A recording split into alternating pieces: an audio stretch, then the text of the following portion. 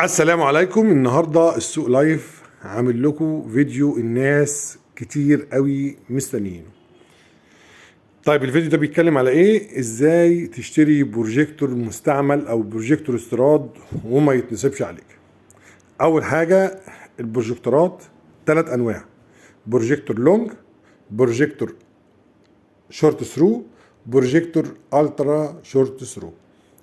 طيب اللونج بيبقى عباره عن جهاز زي دوت.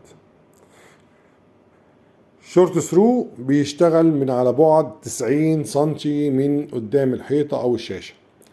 طيب الالتر شورت ثرو بيشتغل من على بعد 25 سنتي.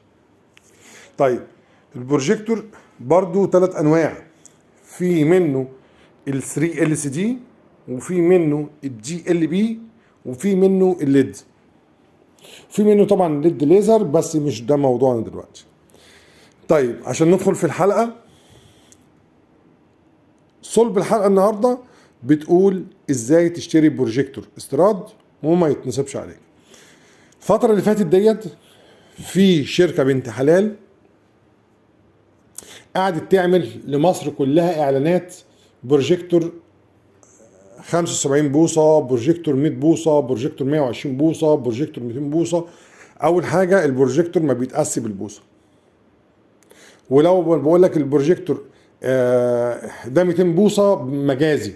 البروجيكتور كل ما تبعد كل ما الصوره هتكبر منك في اي بقى نوع، اذا كان لونج او لونج ثرو او لونج الترا شورت ثرو. طيب اول حاجه، ازاي تشتري بروجيكتور وتعرف اللمبه ديت اترسترت او تعمل لها ريست ولا لا. يعني مثلا بندوس على المنيو، ده جهاز ان اي سي طبعا عامة في اي جهاز، وبنشوف اخر حاجة.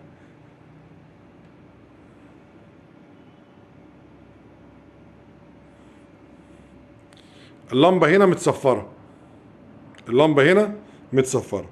طيب انا عاوز اشوف عمر اللمبة الاساسي قد ايه. بدوس على المنيو دوسة كبيرة وبشوف عمر اللمبة قد ايه. اللمبة هنا هوت عاملالي 583 ساعة. اللمبة هنا عاملة 583 ساعة. طيب احنا كده كده اصلا مغيرين اللمبة، فاللمبة بتاعتنا جديدة. طيب عاوز اشوف، طب انا غيرت اللمبة فعلا ولا لا؟ بجيب على العدستين ديت وبخليهم جنب بعض وبشوف الصورة كده. لو ظهر لي هنا تراب يبقى انا ما غيرتش اللمبة. لو ظهر لي نقط سودة، طبعا انتم مش شايفين حاجة، هو لازم ما تشوفوش حاجة. انا بكسل كده الصورة مع بعض. لو جالي نقط سودة، لو جالي نقط سودة في العدسة يبقى العدسة بتاعتي ما اتغيرتش. احنا كده كده مغيرين اللمبة فمش هتلاقوا نقط سودة. انا بعكس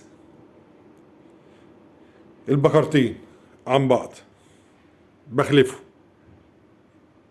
دي اول حاجة بنشوف الجهاز بتاعنا شغال قد ايه، وهل اللمبة بتاعتنا اتغيرت فعلا ولا اللي قدامك دوت عاوز ينصب عليك وبيكذب وخلاص. تاني حاجة بنشوف، انا مثلا قلت لك الجهاز عندي ب 6000 جنيه استيراد او مستعمل. اول حاجة بتأكد عليها اذا كان ده الجهاز دوت في اتش دي ولا لا.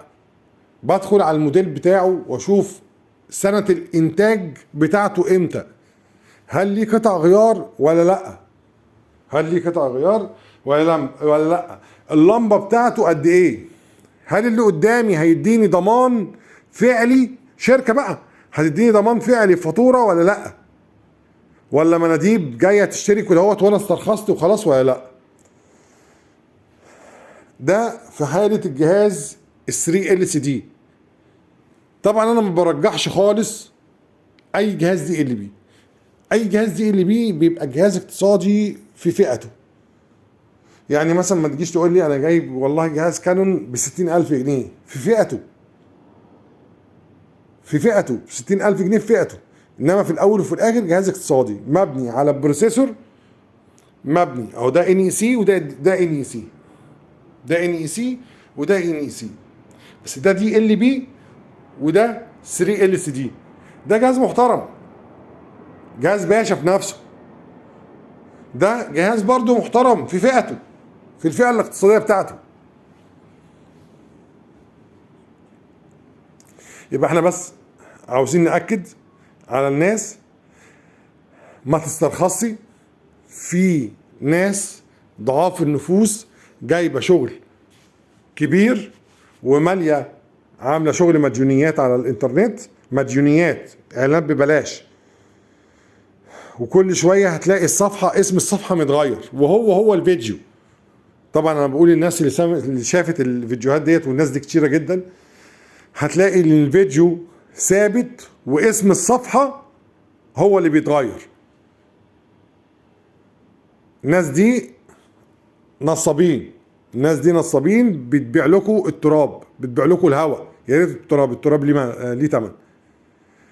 الاجهزه دي فيها فلاتر، وده ما جبنا ذكر الفلاتر. الفلاتر بقى ازاي اعرف الجهاز دوت جايب لون؟ بنجيب اي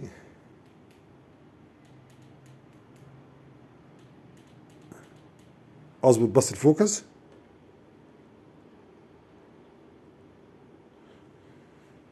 بنجيب اي خلفية بيضة وبنشوف، طيب الجهاز ده فيه احمر، فيه اخضر، فيه احمر، فيه اصفر. الاخضر والاحمر والازرق ده تراب هتلاقيها في الحواف بتاع الصورة او في النص. طب ايه اللي انا خاف منه؟ اللون الاصفر. ده اصفر بتاع الفيلم، انا بتكلم على اصفر حاجة تانية يعني. اللون الاصفر لو لقيته في الاجناب يبقى الجهاز دوت جاي فلاتر الوان، فلاتر الوان. طب ليه؟ انت عارف ان اللمبة الهالوجين فرن، جهاز شغال بلمبة هالوجين، فبيحرق الفلاتر. فالجهاز اللي فيه لون احمر او ازرق او اخضر، انا قلت الاحمر، يبقى دي بنقول عليها فلاتر الوان. فلاتر الالوان دي مع العامل هو ما بينضفش الفلتر. طيب الاصفر لا، ما اشتريهوش، ما اشتريش اللون اللي فيه الاصفر او الجهاز اللي فيه اللون الاصفر. طيب في حاجة تانية، في حاجة تانية بشوف موديل الجهاز دوت، عمر اللمبة قد ايه بتاعته، هل هي دارجة في السوق ولا لا، الضمان هيديهولي ولا لا. الكلام ده ينطبق عليا، يعني انا ببيع برضه بروجيكتور استيراد. انا بقول الكلام دوت لوجه الله تعالى.